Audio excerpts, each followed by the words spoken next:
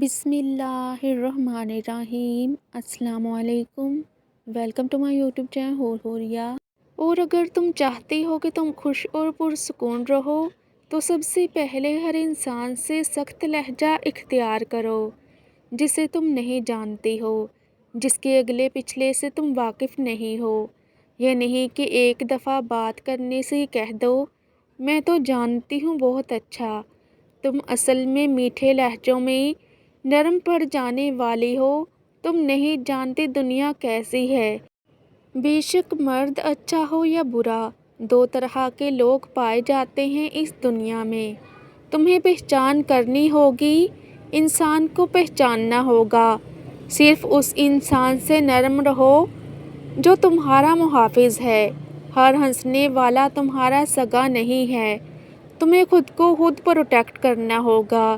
ہر انسان سے تم ہنس کر بات نہیں کر سکتی کیونکہ اگلا کس سوچ سے تمہارے ساتھ بات کر رہا ہے یہ تم نہیں جانتی، اور جب تمہیں سمجھ آتی ہے تب تم پہ ایک ٹیگ لگ چکا ہوتا ہے۔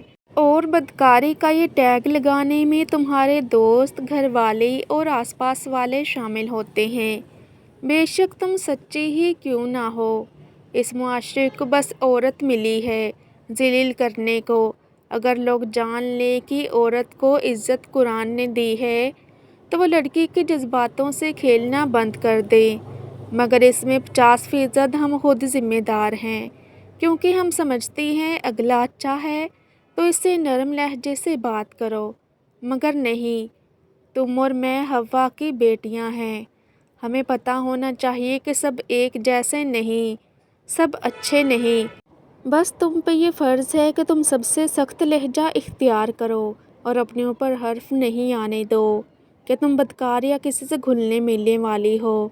پھر تم اچھی اور سچی نہیں ہوگی تو غلط کہہ دیا جائے گا، اور پھر جب ایک بار تہمت لگ جائے تو صدیاں لگ جاتی ہیں اسے صاف کرنے میں۔ تمہارے لیے تو مریم اور یوسف کا واقعہ ہی بہت ہے۔ الزام لگانے والا پاک یا بدکردار نہیں دیکھتا، اسے الزام لگانا ہے اور تمہارے پہ کتابیں لکھنی ہیں۔ اس لیے بہتر ہے کہ اپنے لہجے کو اپنا ہتھیار بنا لو اور اپنی زندگی کو پرسکون کر لو، پھر دیکھو سب بہتر سے بہترین ہو جائے گا انشاءاللہ۔ آئی ہوپ کہ آپ کو میری آج کی ویڈیو اچھی لگی ہوگی، تو صدقہ جاریہ سمجھ کر دوسروں کے ساتھ بھی یہ ویڈیو ضرور شیئر کیجیے گا، کیونکہ آپ کا ایک چھوٹا سا شیئر کسی کی پوری زندگی بدل سکتا ہے۔ تو مزید ایسی ہی اسلامک ویڈیوز کے لیے میرے چینل کو سبسکرائب کرنا مت بھولیے گا، تاکہ آپ کو میری ہر نئی اپلوڈ ہونے والی ویڈیوز کا نوٹیفیکیشن ٹائم پر ملتا رہے۔ جزاک اللہ۔ خوش رہیں اور خوشیاں بانٹیں۔